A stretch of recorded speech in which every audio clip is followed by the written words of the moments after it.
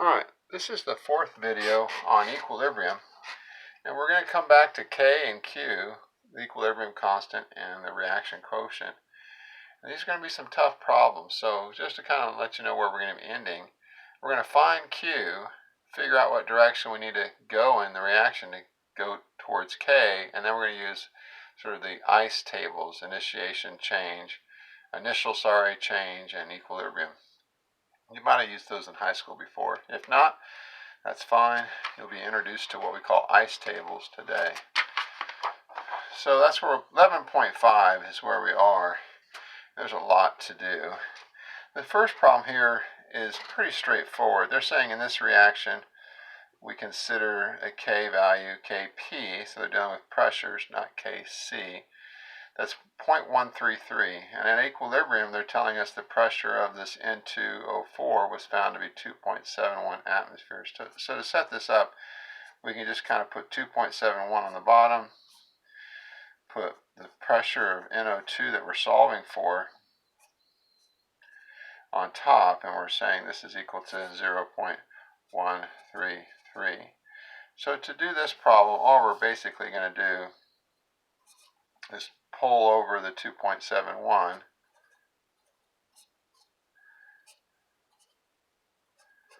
and then take the square root of that would give us the PNO2. And I'm going to leave it like that since that's pretty straightforward. You can do that mathematically on your own to figure out what the pressure would be if we have this particular K value. So this is just a problem where we're not finding K like we did on the last slide, our last video. We're using some pressure values along with the K value to find an unknown pressure. So we're solving for a concentration or a pressure term using a K value. So you might see that on your, I guess, practice quiz. This one's a bit harder, so we're just going to set this one up too and maybe leave it for you to do the math, and we go ahead and move on. This one's a little bit harder. It says a 1 liter flask initially contained 0.298 moles of PCl3 and 8.7 times 10 to the negative 3 moles of PCl5. So it doesn't have any of the Cl2 initially. And then it says after the system had reached equilibrium, this much, this is key, Cl2 had been generated. Now this is huge because it tells us up here initially that we had PCl5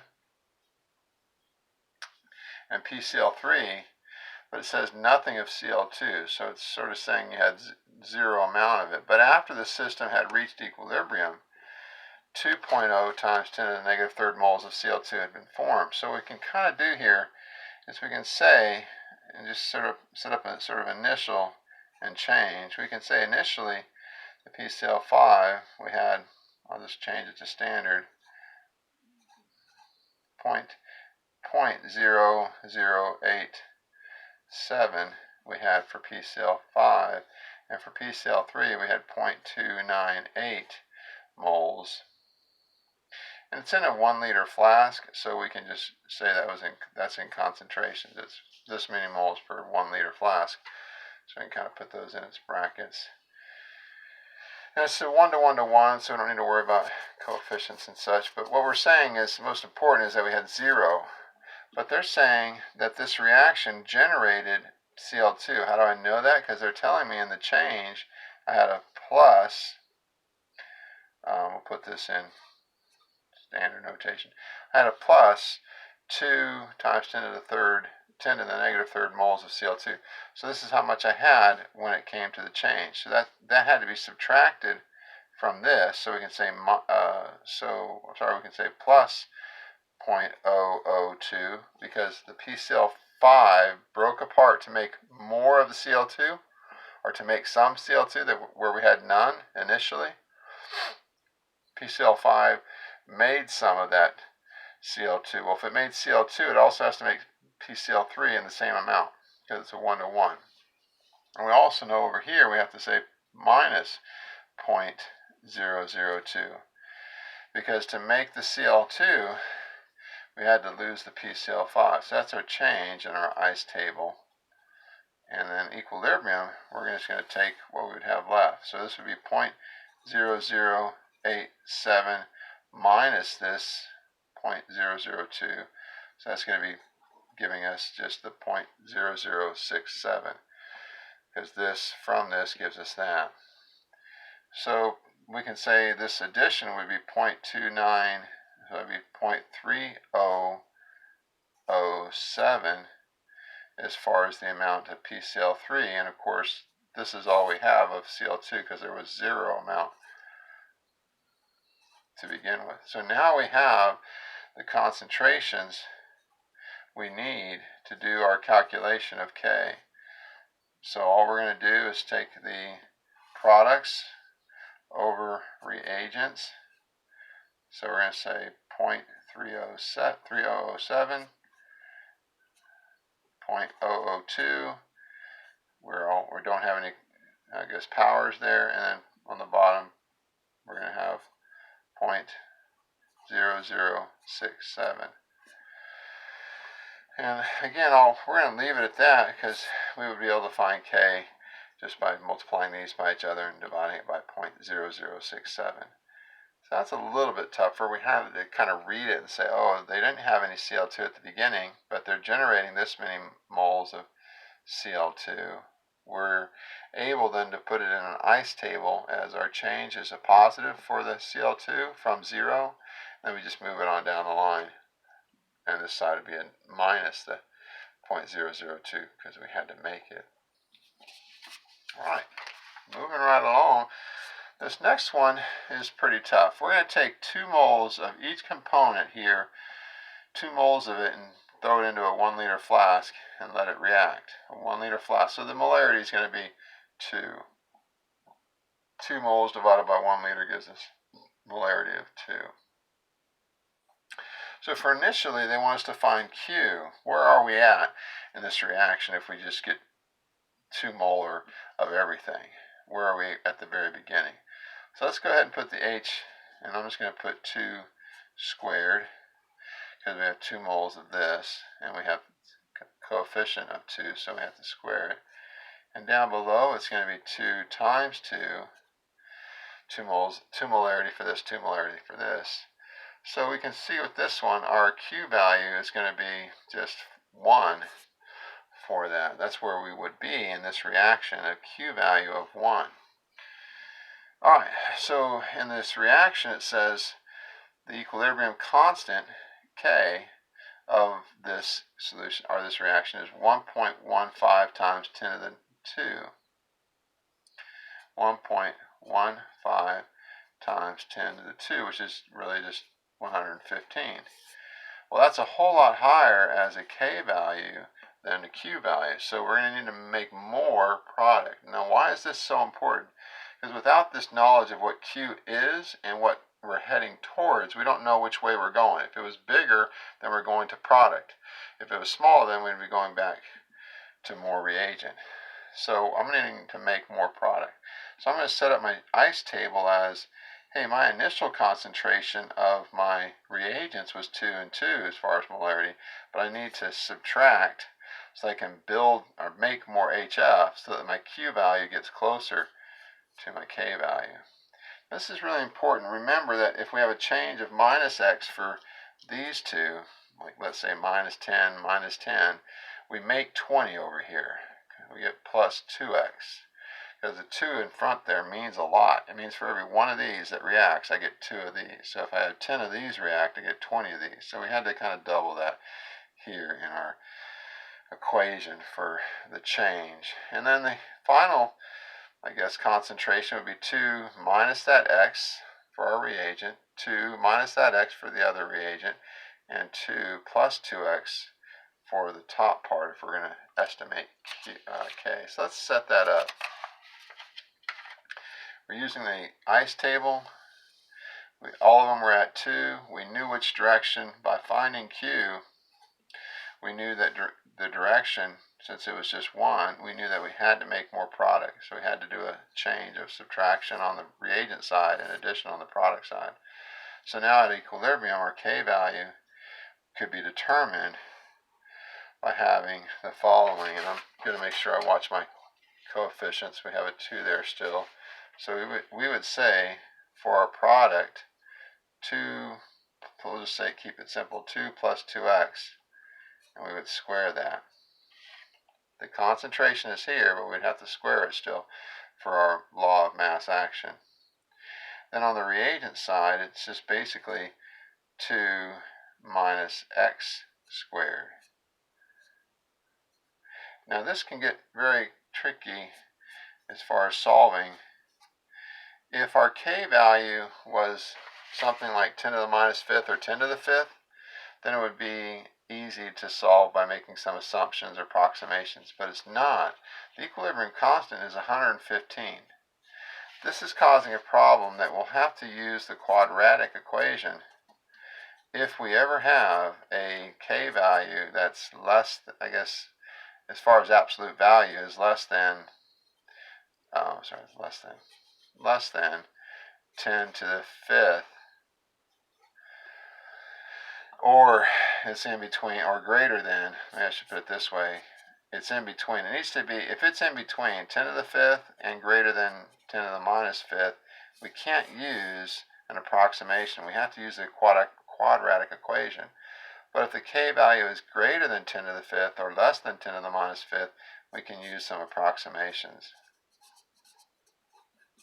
We can simplify this equation, and that's what we're going to do, because this one is going to be left for bonus. I'm going to make a video. It's going to be our 6th one, I guess, on chapter 11, but it's going to be bonus. How do I use the quadratic equation when I have a k value that's like a 200, 300, or 10 to the minus 2, when it's not really high and it's not really, really low? How do I use the quadratic equation?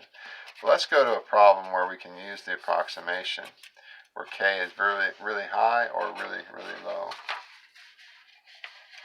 So here's one. Its k value is 1.6 times 10 to the negative fifth. So this is very, very low. So we can use an approximation. So we're not going to have as hard a time because we don't have to use a quadratic equation. So first of all, it says, what are the equilibrium concentrations of the products and reagents if 1 mole of NaCl, or nitrosyl chloride, is initially put into a 2-liter container? So they're telling us all we have at the initial stage of the reaction is just 1 mole of this nitrosyl chloride, and we need to realize that we don't have any of the product. So that one's going to be an easy one. We're going to say initially then, to set up our table, nitrosyl chloride, we're going to say is going to go to the right because we don't have any of the reagents, or sorry, any of the products. We start off with just 1 mole and 2 liters, so that'd be a 0.5 molarity, 1 divided by 2. And we know we're going to subtract. And since it's a 2 there, I have to take for every 2 of these. For every 2 of these, I get, I guess, 2x. This was 0 and this was 0. And I get 1x of the chlorine. Because again, if 2 of these react, I get 2 of these formed and only 1 of these formed. So we have to remember that as far our initial, our change now, and our equilibrium would then be 0.5 minus 2x. This would just be 2x, and this would be 1x. And we're going to now go ahead and move from the ICE table here to determining, using these values here, what the k value is for this reaction. Oh, sorry. They give us that equilibrium constant. We're going to find out what x is. So k is equal to 1.6 times 10 to the minus fifth. And we know that's equal to, we're going to use these values they give us at equilibrium. We know that we have our products, 2x, times, and that's squared, sorry, times the 1x. And that's all over 0.5 minus 2x squared. Just going to make sure that's correct before we move on. We said we had the NO that's here, and there's 2x of it formed. We had to square it. This was a 1x, and we don't have to square it. And the last one was 0.5 minus 2x was representing the nitrosylyl chloride, and we had to square that. Okay. Now, since we have this built, again, we aren't going to want to use the quadratic equation. We can say that if this is a very, very low value, very, very low, what that means is we don't make a lot of product from the reagent. We can assume that the change here is very, very small. We can assume that the loss of nitrosylyl chloride to make product is very, very small. So if that's very, very small, we can say this is approximately, we can just say 2x times, I'm just going to go ahead and do the math here. 2x squared would be our 4x squared, but we're timesing it by x, so that'd be just x cubed. 4x cubed is what we get here. But on the bottom, we just leave it as 0.5, because we're going to get rid of this and say it's just close enough to 0.5. This doesn't change the value of 0.5 much, so this would be what we would simplify it down to. Now this one I can do calculation for. Maybe this one will be a little bit tough, but let's see if we can do it. If I can't find it on my calculator, I'm not going to worry about it. So we're going to say our first of all is just 1.6, and I have an exponent function here. If you click on the exponent, you can just type in then minus 5 and hit equals 1.6 times 10 to the minus 5 times 0.5 times 0.5. I think that's just 0.25. Let me make sure. I should have done that one. 0.5 times 0.5 is equal to 0.25. Yeah, that simplifies to 0.25. Let's do this again. So we can say 1.6 exponent minus 5 equals times 0.25 equals. So I get right now 4.0 times 4 times 10 to the minus 6. And that's equal to 4x cubed. And so I'm going to stop here and say we can simplify this by dividing that by 4. But I just don't want to waste your time with the calculator here, figuring out how I can take and take the inverse of the cube of that. But this is what we simplify it to, and then it's just math from that point. But I'm going to stop the video there. Just don't want to mess around too much with my calculator on finding the inverse. Oh, there, I think I found it right there. That's sweet. Sorry. So I'm going to divide that by 4 equals 1 times 10 to the negative 6. And then there's this, function here that's going to allow me to do the inverse of the cube. That's cool. So we get 0.01 as our x. And we can check that to make sure. I think that sounds about right. But 0.01 is x, and then we could go back and use we could use that to find the equilibrium concentrations by plugging in those x values. This would be 0.01, this would be 0.02, because this is x, 0.01 times 1, 0.01 times 2. And then you could plug it into here, would be what, 0.5 would be 0.48 or something like that. So that's cool. That's how we would take and solve for x and then go back and find the equilibrium concentrations of each of these reagents and products. That's tough stuff, but if you do it a lot of times, it gets easier. We'll do it a couple more times in class. Thanks. Bye-bye.